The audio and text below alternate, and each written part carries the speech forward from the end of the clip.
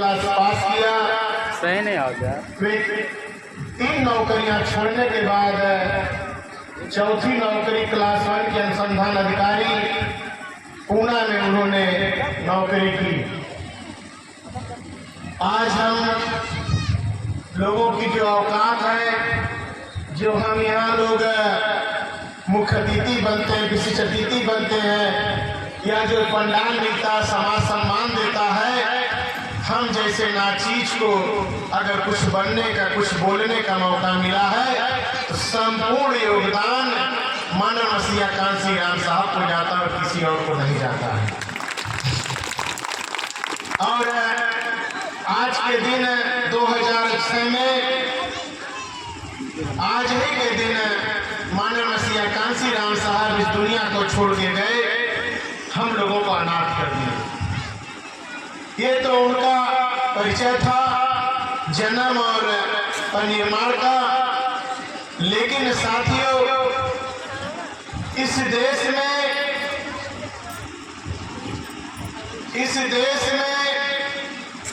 15 अगस्त 1947 को देश आजाद हुआ। जब ये देश आजाद हुआ तो उस समय बहुत ध्यान से सुनिएगा और आपको विश्वास दिलाता हूं कि कोई आपको इतनी गहराई से न बता पाएगा, न जानकारी दे पाएगा, किताबों में नहीं मिलेगा। मेरी कही बात अगर आपको किताब में मिल जाएगी तो मेरे पास चले आए। 15 अगस्त 1947 को ये देश आजाद होता है और 15 अगस्त 1947 को जब ये देश आजाद होता है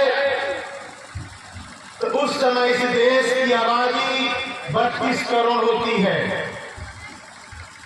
और 32 करोड़ आबादी होती है तो उस आबादी में हिंदू ही नहीं होते हैं, उसमें सिख भी होते हैं, मुस्लिम भी होते हैं और जैन भी होते हैं, बौद्ध भी होते हैं। और उसी तब तकले दलित और पिछड़े का भी जन्म हो जाता है जो उससे पहले शूद्र होते हैं। अगर दलित और पिछड़ों को 4 वर्णों में शूद्रों को हिंदू मान लिया जाए, प्रथम 3 और लास्ट के शूद्रों को हिंदू मान लिया जाए, तो अगर मुस्लिम 5 करोड़ करीब थे उस समय, मुस्लिमों को अगर बाहर निकाल दिया जाए, जैन को बाहर कर दिया जाए, सिखों को बाहर कर दिया जाए, तो करीब 25 और 26 करोड़ आबादी बसती है। कितनी बसती है? 15 अगस्त 1947 को 26, 25 और 26 करोड़ आबादी बसती है। और इस देश में कितने देवी देवता हैं? 33 करोड़। कितने हैं? 33 करोड़। अगर इससे पहले कोई जानकारी दिया होगा और किसी ने बताया होगा तो हमसे बताना। 33 करोड़ देवी देवता की संख्या 15 अगस्त 1947 के बाद न जन्म हुआ न कोई मरा। वही यथा स्थिति बनी हुई है, बनी है ना। और 15 अगस्त 1947 को 25 से 26 करोड़ अगर इस देश में हिंदू रहते हैं तो एक आदमी के ऊपर 1.25 से 1.5 भगवान आते हैं। 1.25 से 1.5 भगवान पढ़ते हैं, 1.25 से 1.5 देवी पढ़ती हैं। लेकिन हमारा उद्धार हुआ क्या? हमारा उद्धार हुआ क्या? हमारा उद्धार नहीं हुआ। हमारा तो उद्धार इस देश में संविधान लिखने वाले डॉक्टर बाबा साहब अम्बेडकर ने किया है। अब बताओ 33 करोड़ देवी देवता बाबा साहब के बराबर कहां खड़े होते हैं? कहां? आप तुलना कर लेना। 5000 वर्ष की गुलामी की नसबंदी करने का काम अगर किसी ने किया, धूल चटाने का काम किया, मिट्टी मिलाने का काम किया, उस गुलामी की जंजीरों को तोड़ने का काम किया, बेड़ियों को और समस्त बहुजन समाज को आजाद दिलाने का काम किया, किसने किया? डॉक्टर बाबा साहब अम्बेडकर ने किया। किसने किया? क्या? नहीं किया। बाबा साहब आजादी दिलाए हम लोगों को, अंग्रेजों से संविधान इन्होंने मजबूर कर दिया। अंग्रेजों ने Congress and company, Gandhi and company को मजबूर होना पड़ा। डॉक्टर उस समय के इंग्लैंड के प्रधानमंत्री रामदेव ने बाबा साहब को, चूंकि इस देश में ऐसी परिस्थिति पैदा हुई कि जहां से बाबा साहब चुनाव जीत के आए थे, बंगाल में आता है जो चंडाल जात कहलाती है। बाबा साहब वहां से चुनाव जीत आदि में समझौता हुआ था, जहां पे भी 35% से ऊपर मुस्लिम होंगे वो एरिया पाकिस्तान में चली जाएगी। मुस्लिम होंगे वो हमारे देश में वो स्थान, भौगोलिक स्थिति हमारे देश में रहेगा, भारत में। लेकिन वहां पे 35% कम होने की आबादी की वजह से भी गांधी एंड कंपनी के लोगों ने उसको पाकिस्तान में, बंगाल की धरती को पाकिस्तान में देने का काम किया था। बाबा साहब उस सीट से इस्तीफा के लिए कहे कि मैं संविधान मुझे अगर लिखना है तो मैं भारत का लिखूंगा, पाकिस्तान का नहीं लिखूंगा। और बाबा साहब ने इस्तीफा जब दे दिया तो आजादी पे इंग्लैंड के प्रधानमंत्री ने कहा आजादी आपको तब मिलेगी जब डॉक्टर अंबेडकर को आप चुनाव जिता के भेजोगे। फिर बाबा साहब को कांग्रेस एंड कंपनी के लोग मजबूर हुए। अब बाबा साहब फिर इस देश से चुनाव लड़े और चुनाव जीते और भारत का संविधान बाबा साहब को लिखने का मौका मिला। आज हम लोग जो हालात है, जो सुथरा हुआ हालात है, जहाँ कुत्ता बिल्ली पानी पी सकता तो वहाँ आप नहीं पी सकते थे। आज चाहे चमार हो, चाहे पासी हो, चाहे कुंडवी हो, चाहे काशी हो, चाहे गड़रिया हो, चाहे खट्टी को, चाहे मेहतर हो, चाहे वाल्मीकि हो, चाहे लोहार हो, चाहे सोनार हो, चाहे कुम्हार हो, चाहे वाल्मीकि हो, चाहे आपका भर हो, चाहे मुसहर हो, तमाम 6,745 जातियों का अगर किसी ने गुलामी की जंजीरों को तोड़ने का काम किया, मनुवादियों से आजादी दिलाने का काम किया, तो सिंह एक आदमी है डॉक्टर बाबा साहब अम्बेडकर। और उन्होंने मसलन में लिख करके संविधान जो यहाँ रखा हुआ उसे माथे लगाइएगा, इसके बराबर भारत में नहीं विश्व में कोई ग्रंथ बराबर में खड़ा नहीं होता है। हमारा एक लौता ग्रंथ है। ये तो रही बात। बाबा साहब डॉक्टर अम्बेडकर 6 दिसंबर 1956 को इस दुनिया से छोड़ के चले जाते हैं। और उनके जाने के बाद हमारे समाज के लोग, बहुजन समाज के लोग अनाथ हो जाते हैं।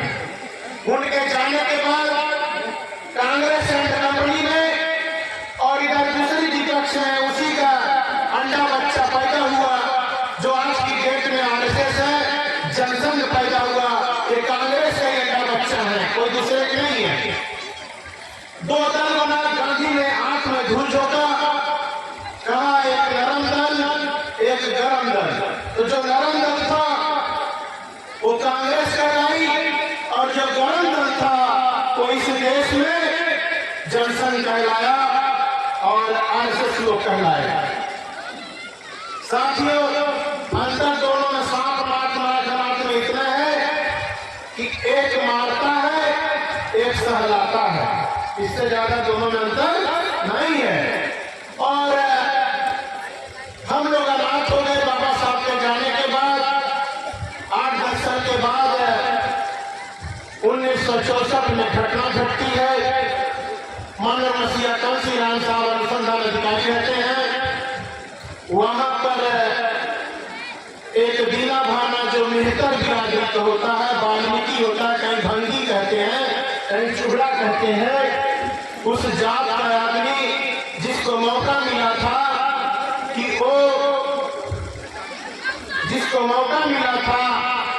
वो इस देश में वहां पे उस जगह उसको मौका मिला था। कोई दिक्कत हो गई क्या? उसको मौका मिला बाबा साहब की जो जयंती कर रहा था, दीना भाना ने कहा कि मैं बाबा साहब की जयंती 14 अप्रैल के दिन मैं इस छुट्टी को नहीं मानूंगा, उस दिन मैं आऊंगा। और वो होली में न जाकर के बाबा साहब की जयंती के दिन अपनी जयंती मनाया। जब दीना भाना वहां गया तो ब्राह्मण था, मनुवादी था, उसने कहा दीना भाना पहले ये बता तेरी नौकरी कहाँ रह गई, मैं तुझे नौकरी से निकाल दिया। तू मैं तमाम बहस हो रही थी। चूंकि यहाँ पे काफी समय से आप लोग बैठे हैं, मैं प्रयास करूंगा इस साल में आप लोगों को बहुजन समाज के मसीहाओं की संघर्षों पे प्रकाश डालने का प्रयास करूंगा। नहीं तो ऐसे मसीहा इनको जितने दिन हम बताएं महीना हम बताते रहेंगे, खत्म नहीं होगा इनके संघर्षों का। सारी बात दीना भाना और मनुवादी से तू मैं चल रहा था और सारी घटना मानव मसीहा कांसी राम साहब उस दरवाजे पे खड़े सुन रहे थे। मानव मसीहा कांसी राम साहब रामदसिया सीखते, एक पंजाब के रामदसिया सीखते और साहब तब तक के लिए डॉक्टर बाबा साहब अम्बेडकर या किसी भी महापुरुषों का नाम नहीं जानते थे। मानव मसीहा कांसी राम साहब ने दीना भाना से पूछा, क्यों दीना भाना, ये डॉक्टर अम्बेडकर किस चिड़िया का नाम है? दीना भाना ने जितना जानते थे उतना साहब को बताए और साहब को उन्होंने किताब दी। उस किताब का नाम था annihilation of caste, annihilation of caste, जाति भेद का उच्छेद। उस किताब को मानव मसीहा कांसी राम साहब रात भर दर्जन भर से ज्यादा पढ़ते हैं। अब पढ़ने के बाद जब सुबह उठते हैं तो यही आज जिनका हम परिनिर्माण दिवस मना रहे हैं, दुबहा गांव में, धन्य दुबहा गांव की धरती, जितना मैं इसको धन्यवाद दूं, मुझे मौका दिया इस दुबहा गांव ने और परिनिर्माण दिवस मना रहे हैं। और आप लोग जो बैठे हैं, हमारे राष्ट्रीय अध्यक्ष जी भी आपको आज बिजनौर में मना रहे हैं परिनिर्माण दिवस। और इसके बाद जब आपका कार्यक्रम जाएगा तो माननीय राष्ट्रीय अध्यक्ष जी भी आप लोग को देखेंगे और हम भी जब उनको बताएंगे तो यहाँ सैकड़ों जो माताएं बहनें बैठी हैं, ये देख करके उनको एक नई ऊर्जा और नई ताकत देती है, ताकि और ऊर्जा और ताकत के साथ आपकी लड़ाई लड़ने का काम वो करें। साथियों, मानव मसीहा कांसी राम साहब सुबह जब उठते हैं तो वे 27 पेज की चिट्ठी अपनी माँ को लिखते हैं और 27 पेज की चिट्ठी में लिखने के बाद ऐसे तो प्रतिज्ञा 7-8 प्रतिज्ञा करते हैं, लेकिन जो 3 मुख्य प्रतिज्ञा रहती है उसको आप लोग ध्यान सुनिएगा। साहब अपनी माँ को लिखते हैं कि माँ, अब मैं सेहरा नहीं कफन बांधूंगा, अब मैं कहीं भी शादी ब्याह नहीं करूंगा, पूरा जीवन ब्रह्मचर्य के, पूरा जीवन अपने समाज के उत्थान के लिए मैं बाबा साहब के मिशन को आगे बढ़ाने के लिए अपना पूरा जीवन दूंगा। ये मानव मसीहा कांसी राम साहब की पहली प्रतिज्ञा रहती है। दूसरी प्रतिज्ञा मानव मसीहा साहब कहते हैं कि भारत से लेकर विश्व के किसी भी बैंक में, किसी भी खाते में 1 रुपया मेरे नाम का नहीं होगा। मेरे नाम से पूरे भारत या विश्व के किसी कोने में 3 बाई 6 की भी जमीन मेरे नाम से नहीं होगी। साहब तीसरी प्रतिज्ञा अपनी माँ को लिखते हैं कि माँ, आज के बाद मैं किसी के मरनी, बढ़ई, तेरही, शादी, विवाह, बर्थडे मैं कहीं नहीं जाऊंगा। आज से मेरा जो बचा हुआ जीवन है, बाबा साहब का जो अधूरा सपना है, इस देश से हुक्मरान समाज बनाने का, बहुजन समाज को अपने पैरों पर खड़ा होने का, आज से मैं इस समाज के लिए तैयार करने के लिए, बाबा साहब के सपने को पूरा करने के लिए, महात्मा ज्योतिबा फुले का सपना पूरा करने के लिए, छत्रपति साहू जी महाराज का सपना पूरा करने के लिए और पेरियार का सपना पूरा करने के लिए, नारायण गुरु का सपना पूरा करने के लिए संपूर्ण अपना जीवन बहुजन समाज की मदद देने का से काम करूंगा। ये मानव मसीहा कांसी राम साहब ने प्रतिज्ञा करी। ये 64 की बात है। 65 की साहब नौकरी की तरफ पलट के नहीं गए। 8-10 साल आरटीआई में कार्यकर्ता बन के काम करते रहे, लेकिन उन्होंने देखा कि आरटीआई के लोग बात तो बाबा बाबा की करते थे, लेकिन जब चुनाव आता था तो पूरा वोट समाज को बापू को दिला देते थे। साहब ने एक बार घाट के धर्मशाला में उन्होंने देखा, घटना घटी, वे बैठे थे, कांग्रेस का नेता मोहन धारिया और आरपीआई के नेता दोनों लोग बैठ के गठबंधन किए। उस समय इस देश में 525 लोकसभा की सीटें हुआ करती थी और उन लोग मानव मसीहा कांसी राम साहब की हैसियत होती थी, कार्यकर्ता थे वे, उनको बैठने की भी जगह नहीं मिला था, वे बाहर दरवाजे से खड़ा होकर सुन रहे थे। जब उन लोगों ने समझौता कर लिया, दो आरपीआई और कांग्रेस के नेताओं ने जब प्रेस कॉन्फ्रेंस करने लगे तो कहने लगे कि जो जीवन भर डॉक्टर बाबा साहब अम्बेडकर का, जो महात्मा गांधी का, बाबा और बापू का समझौता नहीं हो पाया, आज हम लोगों ने मिलकर के बाबा और बापू का समझौता कर दिया। तो मानव साहब सोचे कि भाई ये समझौता क्या हुआ? समझौता ये हुआ कि इस देश में 525 की लोकसभा सीट है, 524 पे गांधी लड़ेगा और एक सीट पे डॉक्टर अम्बेडकर बाबा लड़ेंगे। ये समझौता हुआ। मानव मसीहा कांसी राम साहब को बहुत निराशा हुई। उन्होंने देखा कि यहाँ के नेता बिके हुए लोग हैं और ये बाबा के मिशन को बेच दिए हैं। और मानव मसीहा कांसी राम साहब इतने क्रांतिकारी थे, उसी दरवाजे से फिर पलट करके बंबई की तरफ तब तक नहीं पलटे, वहीं से प्रण किए।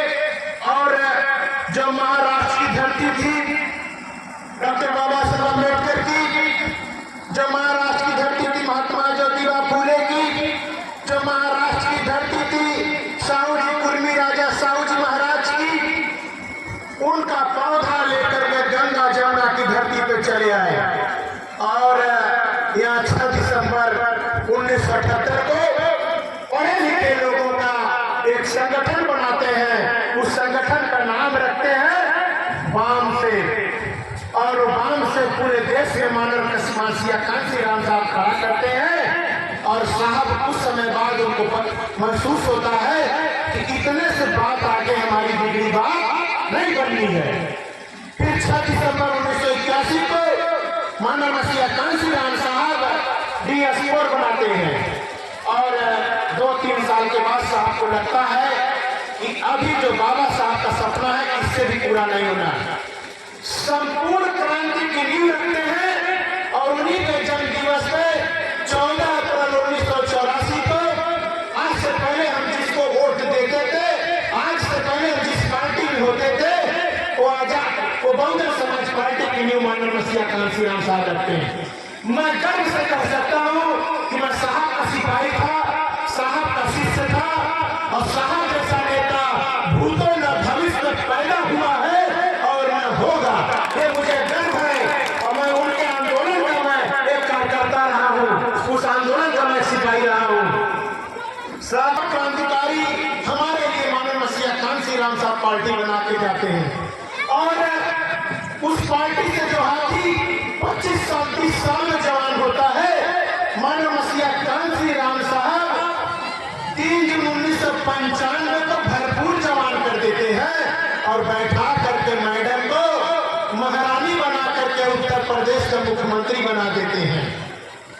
एक बार नहीं, 2 बार नहीं, 3 बार, जिनको हम लोग बहुत सम्मान करते हैं, आदर सम्मान से बहन जी भी बोलते हैं, उनको 3 बार मुख्यमंत्री बनाने का काम करते हैं। लेकिन साहब को 2003 में ब्रेन स्ट्रोक होता है, मस्तिष्क आघात पड़ता है, वे संयोग से कार्यक्रम में गिर पड़ते हैं। लेकिन साथियों, ये बहुत जांच का विषय है, उस पर हम नहीं जाएंगे। साहब गिरते नहीं है, पीठ में अपना ही कोई छुरा भोंका है। साहब बीमार नहीं होते हैं। मैं साहब को उन जगहों में देखा हूँ, साहब का पेट इतना मजबूत होता था कि हमारा समाज अगर पत्थर खिला दे तो वो पचा लेते थे। 2-3 दिन तक बासी खाना हमारा समाज सूखी रोटी खिला देता था।